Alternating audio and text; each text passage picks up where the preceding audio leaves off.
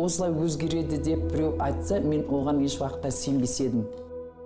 Мөлдір жатағымға еріп кетті. Алла жолына түсем деп адасқанын білген жоқ. Ерім деп шын сенген еркектері бір сәтте тастап кетіп жатты. Талақ деп 3 рет айтады да болды. Сен менің әйелім емессің дейтін. Мен айтам да, жұрттан ұялмайсыздар ма? Намаз оқисыздар, имандымын дейсіздер. Әйелді алып, балаға да қарамай тастап кетесіздер десем, маған айтады, бәріне сен кінәлісің, мінезің шатақ, жұртта жұмысым жоқ. Мен тұрғым келмейді сенмен, кет үйден дейтін. Әкесі басқа елге кетіп қалғасын, Мөлдір анасы екеуі қиындықты көп көрді. Баспанасы болмай, әркімнің босағасын жағалап жүрді. Енді мектеп бітірер тұста анасы жүрек талмасынан көз жұмды. Қызының үздік дипломын ұстап, қуанар сәтін көре алмады. Құшақ жая қарсылатын бауырлары болмағасын, жұмыс істеуге Астанаға кетеді. Бір пәтерде хиджаб киіп, намаз оқитын қыздармен тұрады. Олар Мөлдірді иманға бет бұруға шақырады. Көршілерінің кей оғаш қылықтары күмән тудырса да, аз уақытта айтқандарына көнеді. Басында қасымда бірге тұратын қыздардың жат ағымның жетегінде жүретінін білмедім. Теледидар көрсетпейді, музыка харам дейді, адамдар кәпірлер, тозақтықтар деп жиі айтатын. Біз жамағатпыз деп апта сайын бас қосатын. Мен бармай жүрдім, бір күні қоймай алып барды. Ол жер басқа әлем екен. Мен үйрене алмадым. Сол бірге тұратын қыздың ағасы да намазхан екен. Соның жолдас жігітімен таныстырды мені. Бір-екі көрсеткеннен кейін қыздар мені үгіттеп дарханға қосты. Некемізді қидық. Тұрмысқа шыққасын күйеуі Мөлдірге намаз оқып, орануды талап етті. Айтқанын екетпей бәрін орындады, бірақ көп жағдайда сәл ренжісе, жұдырығын ала жүгіретін. Бір жастан енді асқан ұлын шошытып, аяғы ауыр әйеліне қарай қолына түскенді лақтыра салатын. Екінші сәбиін дүниеге келгенде дархан екінші әйел алам деп шорт кесті. Өзіміз пәтер жалдаймыз, күнімізді әрең көретін біз, кейде тойып тамақ ішпейміз. Балаларым кішкентай мазаң болды, жылай беретін. Арасы жақын ғой. Күйеуім ештеңеге қараған жоқ, тастады да кетті. Кейіннен естісем, сол менімен бірге пәтерде тұрған бір қызға қосылыпты. Сонымен бірге тұрып жатыр екен. 4 рет талақ айтылды. Мөлдірдің отбасы болам, әйел бақытын сезінем деген әр қадамы осылайша сәтсіз аяқтала берді. Бір ауыз сөзбен киелі шаңырақтың шырқы бұзылып, зар илеген ана, жәутеңдеген сәби қала берді. Бір күні Марал есімді қыз Дарханның күйеуімнің жолдасымен таныстырды. Аты Айдос, достары көп келетін. Бірақ мен тамақтарын дайындап, өзім басқа бөлмеде баламен отыратынмын. Олар түнгі көп әңгімелесетін. Атын естігенім болмаса көрмегенмін. Сонымен қосты қыздар мені. Шариғатта көп жалғыз жүруге болмайды деді. Айдос пен Мөлдірдің де некесі ұзаққа бармады. 3 айдан соң мен басқа елге кетем, діни білім алам деген сылтаумен тастап кетті. Бірақ аманатын да ұмытпай, әйелін досына сеніп тапсырыпты. Жүрегі қақ айырылып, қан жыласа да шарасыздықтан Айдостың айтқанына көнеді. Қазіргі таңда енді талапқа орай мүмкін қосымша егер діни көзқарасын болашақ жарының діни көзқарасын анықтау мүмкін болмаса, егер дін жолында жүрген азамат болса, анықтау мүмкін болмаса, онда мешітке келіп имаммен ақылдасып, себебі жамағаттың көбі мешітке келеді. Имамдар көп жамағатты таниды, араласады, біліседі. Имамдардан ақыл кеңес алғанда артық етпейді. Дер кезінде тоқтап үлгерді. Гүлімде аңдамай жүріп, шоқ басып, Мөлдір сияқты өмірін өкінішпен өткізер еді. Есін жиғанға дейінде көп тауқыметті көріп үлгерді. Адасты, арпалысты, ақыры тура жолды таныды. Ата-анама ғашықтым. Бауырларым маған ақыл айтса, оларды күліп, не сөздерін тыңдамай қоятын. Ол кезде мен тек қана күйеуімнің айтқанын ғана дұрыс деп есептедім. Ол мені жат ағымға кіргізеді, мені керексіз зат секілді әркімге итере салады деген ой мүлдем келген жоқ. Гүлім алғашқы күйеуі Асқармен интернет арқылы танысты. Бірнеше рет кездесті, әңгімелері жараса кетті. Асқар енді ғана дінге бет бұрып, бірер ай бұрын намаз оқи бастаған екен. Университеттің соңғы курсында оқып жүрген Гүлімге ислам тұрғысында әңгімелер айтып, өзін тек жақсы қырынан көрсететін. Алайда ата-анасынан теріс айналып, сол сәтте Гүлім жаңа танысының соңынан кете барды. Асқар Ахи деп араласатын 4 жігітпен бірге пәтер жалдап тұратын. Амал жоқ, екі ғашық қол ұстасып, сол жерге барды.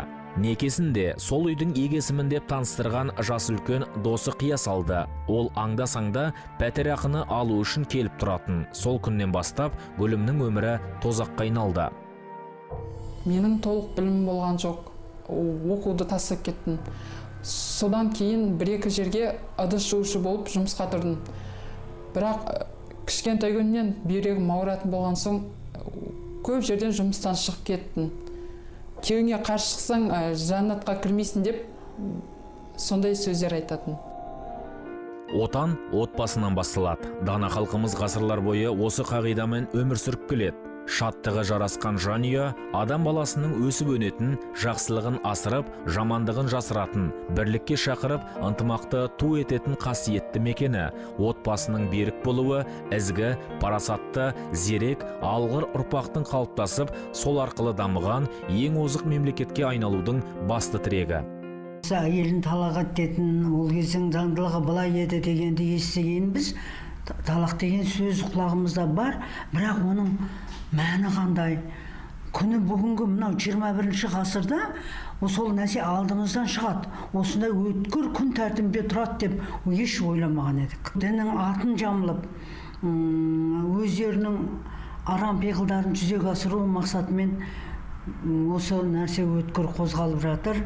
Жалпы мұсылманда талақ айту өте сирек кездеседі. Қазір 18-де бір күлі ашылмаған қазақтың жап-жас қыздарын діннің атын жамылған мына діндар сымақтар, тырнақшаның ішіндегі діндар сымақтар алады, мазақ етіп, бірінен екіншісіне өткізіп, кәдімгі зат сияқты етіп, оларды талақ етіп тастай беретін нәрсе. Өздерін мұсылманбыз, дұрыс бағытты ұстанып жүрміз деген ер азаматтар оңды солын дұрыс танып үлгірмеген.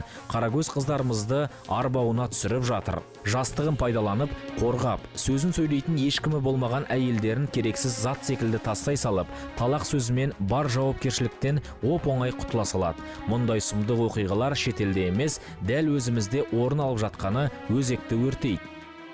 Теріс ағымның кесірінен, осындай бір бұзық пиғылды ағымдардың кесірінен отбасылық құндылықтар, некенің қасиетті ұғымы бір ойыншық, жеңіл бір нәрсеге айналып кетті.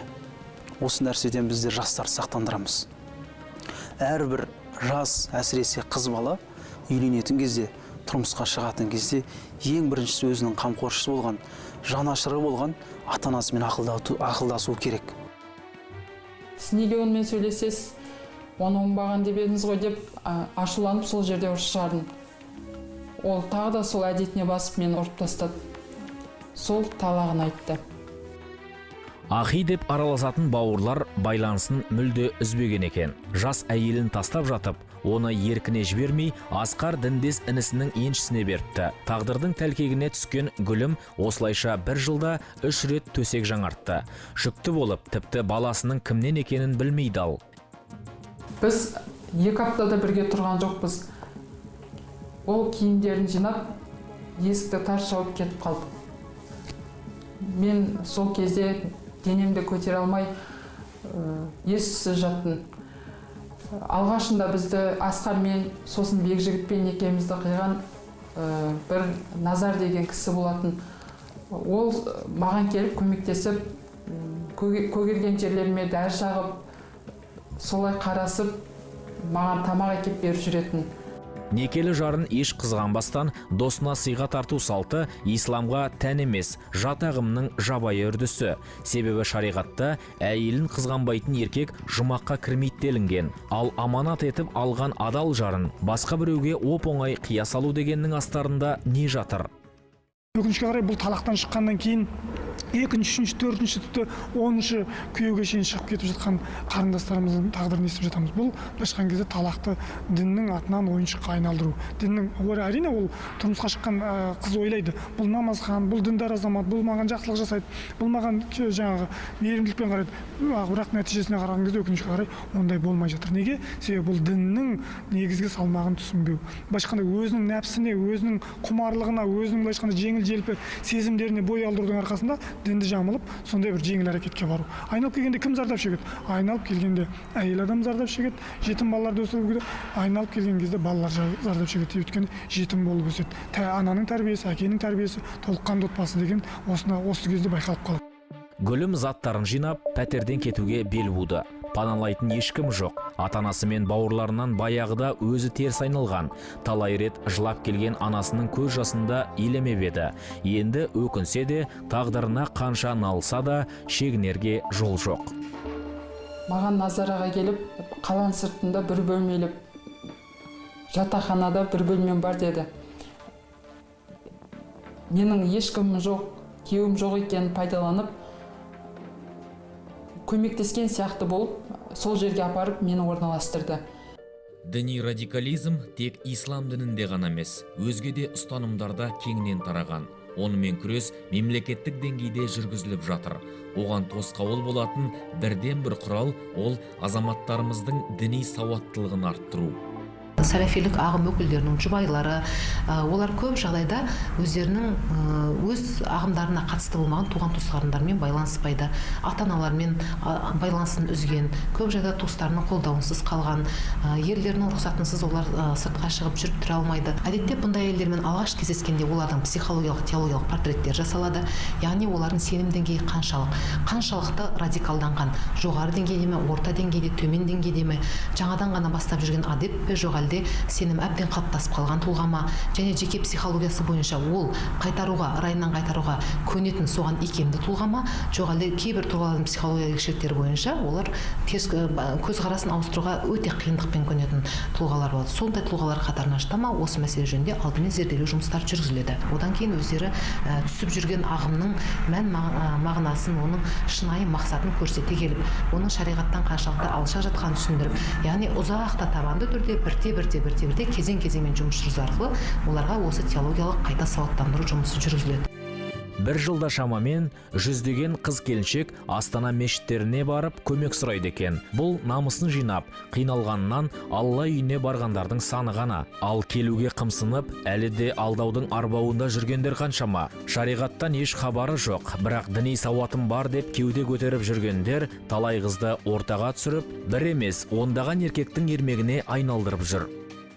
Дәрігерге қаралдым. Бірақ дәрігерлер денсаулығымда кінә болған соң баланы алдыртпасам өзіме зиян тиеді деп айтты.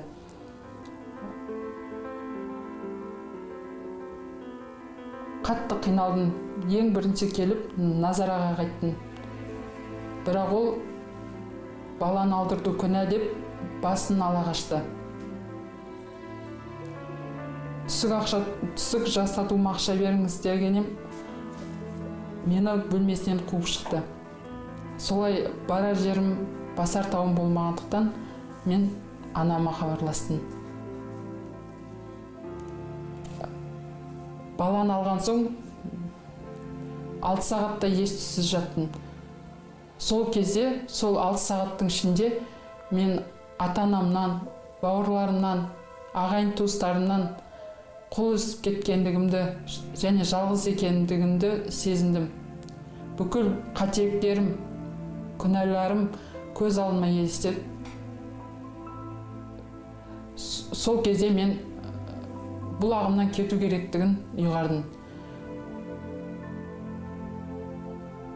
Анаммен сөйлескеннен кейін жағдайдың барлығын айтып кешірім сұрадым. Өмірге жаңа келгендей болдым. Енді бәрін басынан бастап өмірімді жаңа беттен бастағым келеді. Теріс ағымды ұстанғандар өз арбауына түскендерді ата-ана, ағайын, бауыр, дос жараннан айырады. Ешкіммен араласпауды талап етеді. Осы әрекет арқылы өз дегенін оңай істетеміз деп ойлайды. Арам пиғылы іске асқан соң әйелді де, баланы да тастап, екінші, үшіншісіне кете береді. Өз әйелдерін де солай басқасына бере салады. Мен адасып жүрмін бе, жоқ, әлде дәл қазір нақты айта алмаймын. Өйткені ойым сан сақты. Соңғы күйеуіммен қыз босандым, қатты қуанғам. Бірақ күйеуім қызымды бір күнге алып кетіп қыдыртып келемін деді де, қазір бермей отыр. Енді неге олар сондай жеңіл әрекеттерге баруға бейіл дейтін болсақ, әрине олардың негізгі мақсаты мынау көбінесе экстремистік радикалды бағыттағы немесе мынау жаңағы теріс бағыттағы топтардың өкілдері осындай әрекетке барып жатады. Олар былай шыққан кезде өздерін бір белгілі бір өмірге байланыстыратын құндылықтарға тәуелді болмас үшін. Өйткені мысалы бізде көп жағдайларда адам қиналады, не үшін? Отбасы үшін қиналады, балалар үшін қиналады, жұбайын жарын қимайды. Оларда ондай аяушылық сезім деген қалыптаспас үшін сондай бір некені, отбасын өзін былай шыққан кезде өмірге, болашаққа байлайтын нәрселерге ада ұстау үшін кез келген уақытта кез келген тапсырмаға кетіп қалу, кез келген уақытта кез келген өмірге бейімделу, сондай бір мақсаттарда мүмкін осындай талақ деген діннің үлкен бір қағидасын ойыншыққа айналдырып, ақыр аяғында жаңағы келемеждеп, ақыр аяғында қоғам бұдан зардап шегіп жатыр. Бұл бірнеше мысал ғана, алайда өмірде мұндай оқиғалар жүздеп, мыңдап кездеседі. Кейіпкері әртүрлі болғанымен, қайғы мұңдары, зардаптары бір.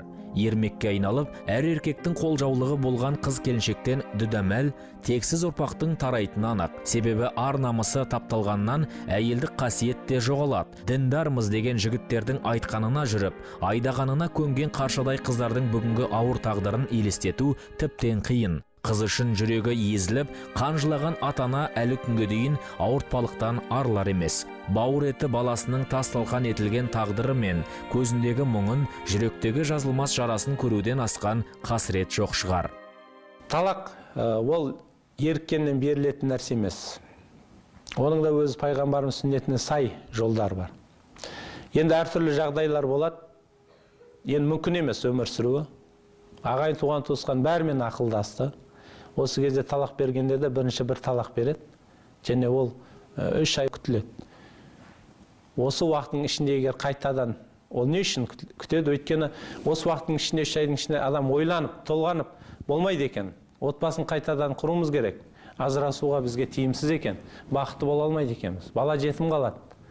Немесе менің бір сезім, мен қимаймын, жақсы көремін деп қайтадан қосылуға мүмкіншілік бар. Өкінішке қарай қазір таңда жастар, ол 3 талақ, шариғатта 3 талақ несін бірденен бере салады. Ол біздің Ханафи мазхабында қайту жоқ деген сөз. Қазіргі таңда дін атын жамылған қаншама ағымдар бар. Ертең тұрмысқа шыққаннан кейін шариғатта талап етілген құқықтары аяқ асты болып, ер азамат өзіне қойылған міндеттерді орындамау керек. Орындамайтын жағдайлар орын алады. Көп отбасылардың ажырасып, шаңырақтары шайқалуының бірден бір себебі екі жақтың ерлі зайыптылардың бір-бірінің алдындағы міндеттерді, қойылған әу бастағы бір-біріне берген серттерді орындамауынан туындайды. Қос тағдыр, мөлдір мен гүлім, екеуі де қуанышқа кенелеміз деп қорлықты бастан кешті. Жатағымның жетегіне кетті. Тағдырлары әрқалай өрбісе де, екі кейіпкеріміздің тілегі бір, ойы ортақ. Адасу деген оңай екен ғой. Қыздарымыз адаспасын. Барлық аяулы қыздарды ер азаматтарымыз бағаласын, бақытқа бөлесін. Мен қазақ әйелдерін, қазақ балаларының бақытты болғанын қалаймын. Ешқандай әйел жесірліктің, ешқандай бала жетімдіктің дәмін көрмесе екен деймін. Әрбір әйел бақытты болуға лайықты. Осындай оқиғалардан ойланамыз. Ой түйеміз. Кейде аузы күйсе, үріп шедінің күйін кешіп сабақ аламыз. Халқымыз ежелден ақ қан тазалығын, тектілікті ұлт санасына ұялатып келген. Сондықтан ақ некенің асыл ұғымын жіті түсініп, бар ізгі қасиетті бойына жинаған ұрпақ тәрбиелеу басты борыш. Әкені тамыры тереңге жайылған алып ағаш десек, ана оның мықты діңгегі, ал бала бал татыған жеміс. Ендеше мәуелі ағаштарымыз кесілмесін, саясына паналап, жемісінен дәм татайық. Сонда ғана ұлттарды ұйыстырған берекелі еліміздің келешегі де кемел болмақ.